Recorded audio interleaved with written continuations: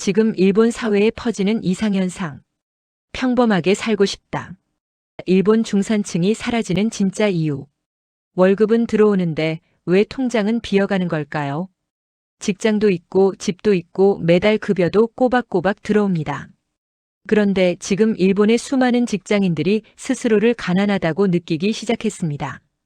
남들 눈에는 멀쩡한 중산층처럼 보이는데 정작 본인은 매달 생활비를 어떻게 맞출지 고민하고 있습니다. 이게 단순한 개인 사정이 아닙니다. 일본 전체에서 지금 같은 일이 동시다발로 벌어지고 있습니다. 오늘은 일본 중산층이 왜 사라지고 있는지 숫자와 현실을 함께 짚어보겠습니다. 지금 일본에서 벌어지는 이 현상은 단순히 남의 나라 이야기가 아닐 수 있습니다. 일본 가계 30년 전과 지금은 얼마나 달라졌나? 먼저 숫자부터 보겠습니다. 1995년 일본의 4인 가구 평균 월 수입은 약 52만 엔이었습니다. 2024년 현재는 약 55만 엔입니다. 30년이 지났는데 월 수입이 거의 그대로입니다. 반면 같은 기간 식비, 광열비, 교육비, 의료비는 눈에 띄게 올랐습니다. 숫자만 보면 벌이가 늘었는데 왜 더 힘들어진 걸까요? 이 질문의 답이 오늘 영상의 핵심입니다. 2000년대 초반만 해도 일본의 30대 가구는 저축을 하면서도 외식을 하고 매년 가족 여행을 갈 수 있었습니다. 지금은 그 여유가 빠르게 사라지고 있습니다. 일본 총무성 가계조사에 따르면 2023년 2인 이상 가구의 월 평균 소비 지출은 약 29만 엔인데 실제로 쓸 수 있는 가처분 소득은 계속 줄어드는 추세입니다. 돈을 쓰는 것처럼 보이지만 사실은 쪼들리고 있는 겁니다. 중산층의 정의가 바뀌고 있다. 그렇다면 중산층이란 무엇일까요? 일반적으로 중산층은 중위소득의 75%에서 200% 사이에 드는 계층을 말합니다.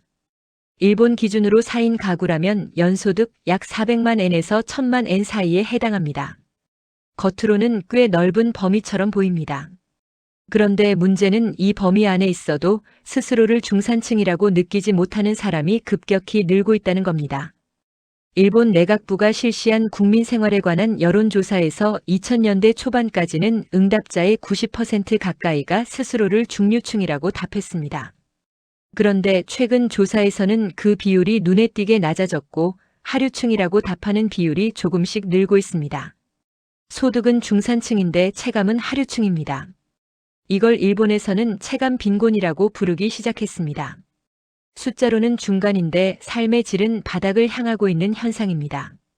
여기서 잠깐 이게 왜 일어나는지가 정말 중요합니다. 지금부터 그 원인을 하나씩 짚어보겠습니다. 실질임금의 함정. 일본의 명목임금은 조금씩 오르고 있습니다. 2023년 일본 후생노동성 발표 기준으로 1인당 월평균 현금급여 총액은 약 32만 엔으로 소폭 상승했습니다. 그런데 여기서 핵심이 있습니다. 바로 실질임금입니다. 실질임금이란 명목임금에서 물가 상승률을 뺀 수치입니다.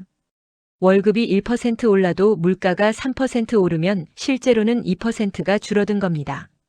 일본의 실질임금은 2022년부터 2024년까지 약 2년 넘게 마이너스를 기록했습니다. 월급은 오른다고 하는데 손에 쥐는 돈의 가치는 오히려 떨어진 겁니다. 여기에 엔화 약세가 더해졌습니다. 2022년 이후 달러 대비 엔화 가치가 급락하면서 수입 물가가 크게 올랐습니다. 식용유, 밀가루, 전기요금, 가스요금 같은 생활 필수품 가격이 줄줄이 뛰었습니다. 슈퍼마켓에서 장을 보는데 예전보다 같은 금액으로 살 수 있는 양이 눈에 띄게 줄어들었다는 얘기를 일본 주부들 사이에서 흔히 들을 수 있습니다. 월급은 제자리인데 장바구니 물가는 오르고 공과금도 오르고 집세도 오릅니다. 이게 지금 일본 중산층이 겪고 있는 현실입니다. 그런데 이게 전부가 아닙니다. 월급에서 빠져나가는 돈이 또 있습니다. 세금과 보험료가 생활을 잠식한다. 일본에서 직장인이 실제로 받는 돈은 총급여가 아닙니다. 연봉 500만 엔의 직장인이 있다고 가정해 보겠습니다. 여기서 소득세, 주민세, 후생연금 보험료, 건강보험료, 고용보험료가 빠져나갑니다. 대략 100만 엔에서 120만 엔 정도가 공제됩니다. 실수령액은 연 380만 엔 안팎, 월로 따지면 약 31만 엔 수준입니다. 그런데 이 공제액이 매년 조금씩 늘어나고 있다는 게 문제입니다. 후생연금 보험료율은 2004년 이후 단계적으로 인상되다가 2017년에 18.3%로 고정됐습니다. 건강보험료율은 지역과 조합에 따라 다르지만 꾸준히 오르는 추세입니다. 2024년 기준으로 일본의 사회보험료 부담률은 역대 최고 수준에 가깝습니다. 여기서 더 중요한 게 있습니다. 단순히 보험료율이 오른 게 아니라 임금이 조금 올라서 총급여가 높아지면 공제액도 같이 더 올라간다는 점입니다. 월급이 조금 오른다고 해서 실제로 쓸 수 있는 돈이 그만큼 느는 게 아닙니다. 2023년 일본 재무성 자료에 따르면 국민 부담률, 즉 세금과 사회보험료를 합친 비율이 국민소득 대비 46.8%에 달했습니다. 버는 돈의 거의 절반이 국가와 사회에 나가는 구조입니다. 30년 전 이 수치는 38%대였습니다. 10%포인트 가까이 올랐습니다. 월급은 그대로인데 빠져나가는 돈이 계속 늘어나고 있는 겁니다. 이게 체감 빈곤이 생겨나는 직접적인 이유 중 하나입니다. 이쯤 되면 이런 생각이 드실 겁니다.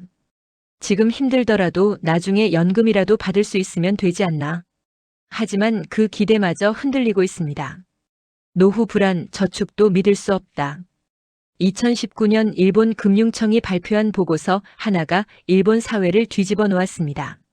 노후 30년을 살기 위해서는 2천만 엔이 부족하다는 내용이었습니다.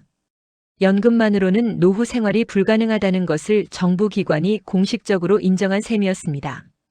이 보고서가 나온 직후 일본에서는 엄청난 충격이 퍼졌고 노후 2천만 엔 문제라는 말이 생겨났습니다. 그런데 여기서 끝이 아닙니다. 2024년 현재 기준으로 물가 상승률을 반영하면 그 2천만 엔이라는 수치도 이미 낡은 숫자가 됐다는 분석이 나옵니다. 물가가 오른 만큼 실제 필요한 금액은 더 커졌다는 겁니다. 현재 일본의 국민연금 평균 수령액은 월 약 5만 엔 수준입니다. 후생연금까지 합산해도 부부 두 사람이 받는 금액은 월 22만 엔 안팎입니다. 도쿄에서 두 사람이 집세 포함 기본 생활을 하려면 최소 25만 엔 이상이 필요하다고 보면 매달 3만 엔 이상이 부족한 계산이 나옵니다. 이 부족분을 채우려면 저축이 있어야 합니다. 그런데 현역 세대, 특히 40대 이하의 저축 여력이 빠르게 줄어들고 있습니다. 일본 가계금융서비스 기구의 조사에 따르면 저축이 전혀 없는 가구 비율이 30대에서 약 30%를 넘었습니다. 셋 중 하나는 노후를 대비할 돈 자체가 없는 겁니다. 젊을 때부터 보험료를 내고 세금을 내고 막상 노후에는 연금이 부족하고 저축도 없다면 어디에 기댈 수 있을까요? 이 질문 앞에서 일본의 중산층이 무너지고 있습니다. 계층 양극화, 이제 돌아올 수 없는 강을 건넜나? 지금까지 이야기한 것들이 합쳐지면 어떤 결과가 생길까요? 소득은 정체되고 물가는 오르고 세금과 보험료는 늘어나고 노후 준비도 어렵습니다.